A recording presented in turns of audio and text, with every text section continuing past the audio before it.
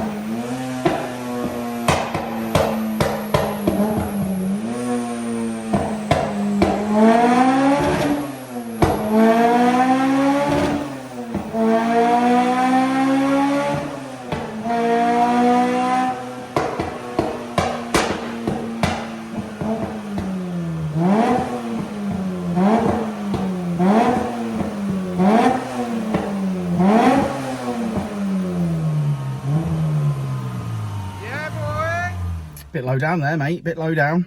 I think the camera's a bit tilted up a little bit, I think, to be honest. I'll tilt you up. Oh, that's fine. That's there you fine, go. perfect. Yeah. You look great now, babe. Oh, thanks.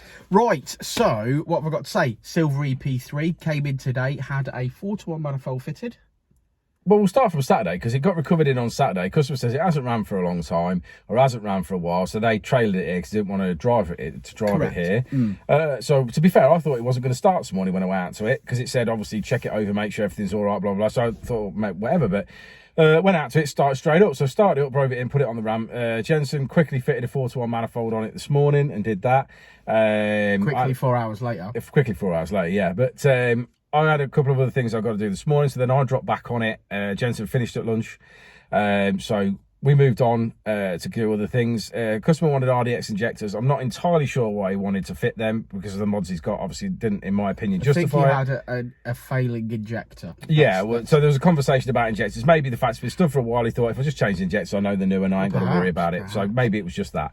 He asked us if we could drain the fuel out of it, again, because it stood for a long time. Drain the fuel out of it, put some fresh fuel in it, so we've obviously done that as well. We fitted the RDX injectors, we fitted the Dynodaze induction kit, as well as the 4-to-1 manifold. Available on the website. And then obviously we've moved on to an ECU exchange and map. Where this car's been let down a little bit today, I feel, is it's got a HKS high power exhaust on it, which is 2 1/4 and is mild steel. Obviously, mild steel, stainless steel makes no difference to power, obviously. You know, it isn't going to make a difference there, but it is only 2 1/4. So I believe that's what's held us back today. We have made a load of power. Made 30 wheel horsepower peak. Made 30 wheel horsepower peak. So we have made power everywhere. The car will feel fantastic. It will feel great. But I think just moving on, obviously now he's got the... He wants to Tegiwa 70mm on the big injectors, yeah, is to put a decent exhaust on there. Get a Tegiwa 70mm on there, which will unlock a load of power. And then obviously, again, if he wants to move on, he can move on to inlet manifold, throttle body and cams and so on and so forth. But we'll put that information forward to him and see what he says. Yeah, well, it's a scream. It sounds great. Drop some bombs, lick some flames. Loved it. Yeah, all around good. I love my job. Yeah. Thanks for letting me come every day. Oh, thank you. No. No, honestly. No, honestly. No, honestly, thank you. Yeah. Right, let's look at the graph. Let's have a look at the graph. Well, as we always say, red line is as she came in, blue line is as she leaves. Look at the area under the graph. That's staggering, especially in the mid-range. And we finish on 222 brake horsepower, 192 at the wheels. That's 30 brake horsepower up peak at the wheels. Fantastic little car, silver EP3. So thanks for sticking around to the end of the video, guys. Like and subscribe and all that jazz. And we'll see you on the next one, won't we, Rich? And I'll say it again. Life moves pretty fast. Rich, what are you doing? I'm just going to blow this out here. bit of plastic meltage there. Oh dear.